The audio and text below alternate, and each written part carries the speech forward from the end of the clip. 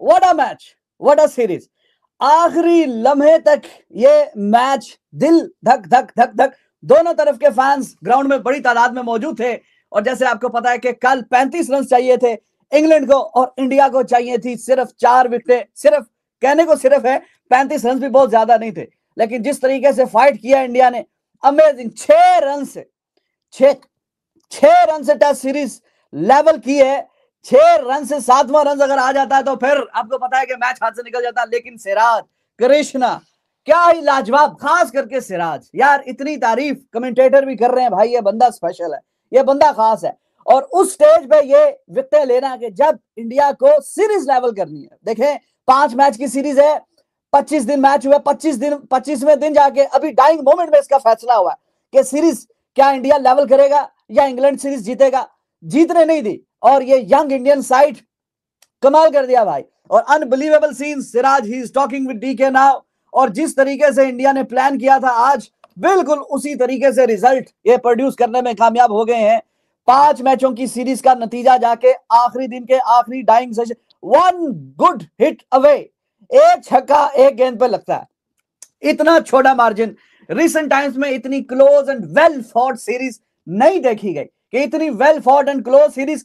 And पे आप check करें कि एक छक्के की दूरी पे, एक बॉल पे एक छक्का लगता है।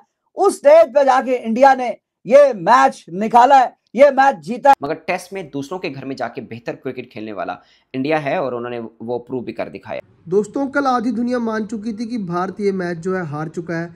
35 रन बाकी थे इंग्लैंड को जीतने के लिए, और उनके पास विकेट थे 4।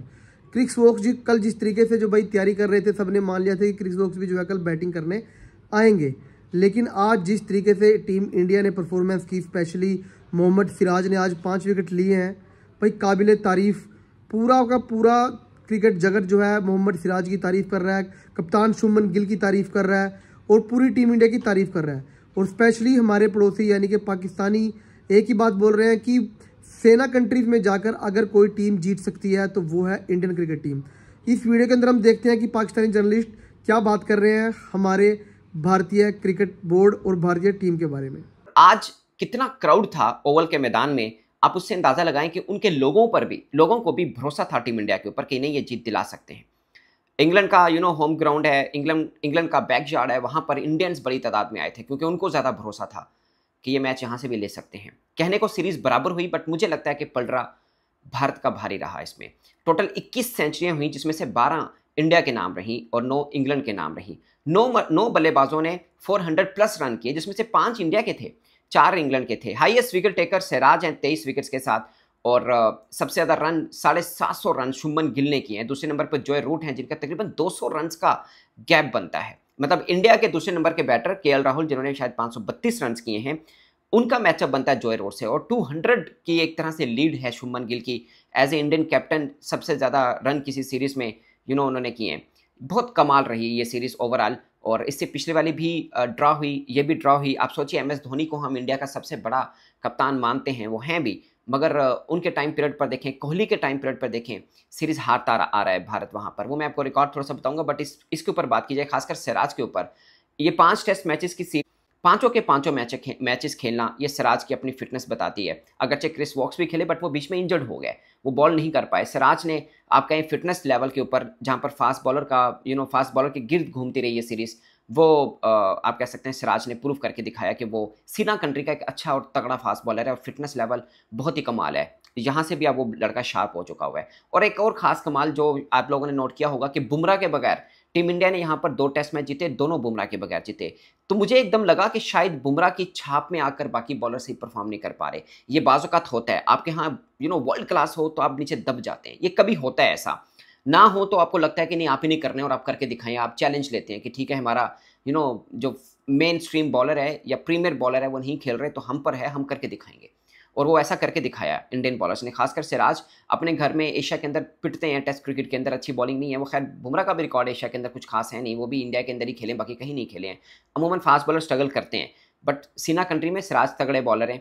अभी आपने देखा बॉर्डर गावस्कर में भी बेहतर बॉलिंग की, बहुत अच्छी नहीं की जैसे लास्ट टाइम पे की थी, मगर बेहतर किया। और इस इंग्लैंड सीरीज़ में उन्होंने सारा बोझ अपने पर उठा के रखा, बाकियों ने भी कंट्रीब्यूट किया, मगर खास कमाल रहा।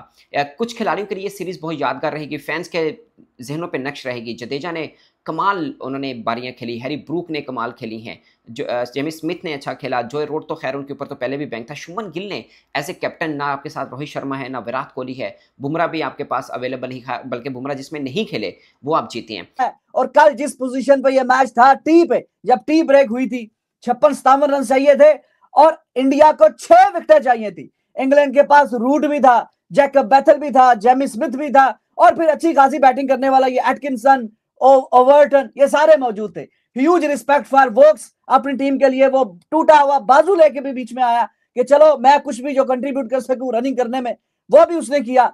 लेकिन एट दैट स्टेज मैंने आपको बताया, विन प्रेडिक्टर जो है वो इंडिया को बिल्कुल मामूली सा चांस दे रहा था, मामूली सा चांस, कि जब 200 की ऑलमोस्ट पार्टनरशिप लग गई है, टोटल 55-56 रन रह गए हैं, अभी भी 6 विकेटें दरकार है इंडिया को, तो यहां से वापसी जो है बड़ी मुश्किल है, बड़ी नामुमकिन है। लेकिन भाई वहां से ये मैच में कमबैक किया है उस स्टेज पे कि जब पे बड़ी बड़ी टीमें अपना दिल छोड़ा कर देती हैं कि 200 की पार्टनरशिप लग गई ऑलमोस्ट ब्रुक और रूट के बीच में, लेकिन वहां से जो कमबैक किया। ओवरऑल एक अच्छी सीरीज रही, जिसे बोलते हैं test cricket at its best. हम इंग्लैंड को भी कहेंगे, उन्होंने भी कमाल क्रिकेट खेली है।